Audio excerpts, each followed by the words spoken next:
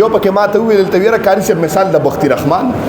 ډېر خفه شوم په دې الفاظو باندې مې مشهور شوم په دې کې چې زما رد به د خلکو شعر کړي هلکه ماته یو پته ولګېده بختي رحمان په کنزلو مشهور شو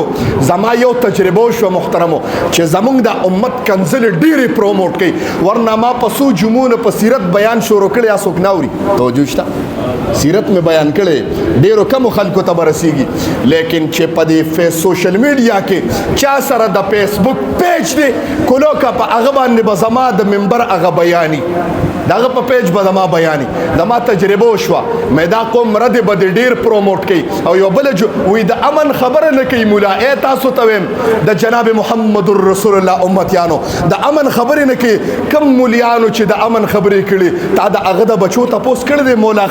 مولانا خانزیب نور الله مرقده باندې نومیږي شهید شه د دنیا نه لاړ تا یې تپوس کړی توجه مولا دنیا نه لاړ ته د بچو تپوس کړی ته د کانی پینی مولانا سمیع الحق شهید او یو بل جمله وایم په پښتنو کې د مړو مولیانو قدر ډیر دی توجه شته په پښتنو کې د مولیو الکه چې مړ شي یره جتا ډیر حق پرسو ډیر حق مولا په جمدونی و په کمنټ کې کنزلی لیکي په جمدونی تنه جدا کی او په خر ور واچي محترمو چې مړ شي وي دا ډیر نر مولا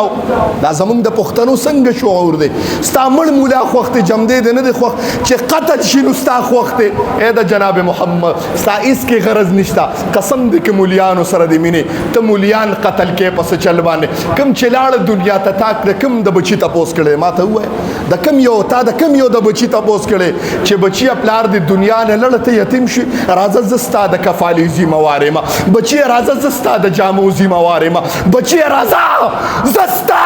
د روټه ذمہ واره مشته داسې څوک محترم الله دې رحم وکړي بس زما صرف دا وخت چې دا مولا قتل شي بس دا زما وخت او چې قتل شوی نی دی مولا سره مې محترم نه لګي محترم الله دې رحم زمونږ د پښتنو دا کانسپټ جوړ شو نو ته به ترقی وکړي پښتونه چې ته مولا قتل غواړي مولا دې په منبر ها د څه تقاضو د وجنه بعضې الفاظ به زه په سیاسي جمله کې وایم په سیاسي خبرو کې به وایم چې تاسو په باندې پوه شئ او تاوان مو نه شي سیخ مو نه سوځي او کباب هم ونه سوځي ته کباب هم وخورې او سیخ هم ونه سوځي د اواز رسېږي داسې نشي کېدی چې مولا به یو په ظلم به خوشحالي داسې نشي کېدی مولام انسان دی او د جناب محمد رسول الله امتی دی او مولام انسان دی خطا ته نه کېږي محترمو نن که د عام فرد نه ګناه وشي څه مسله نشته خو که مولا معمولي زما د طبیعت خلاف خبره وکړه قسم دې زه د مولا خور او مور کنځم زه مولا له خور او مور او ښځه وکنځم هغه خور او مور او ښځه چې هغه د مولا د څه نه خبر نه ده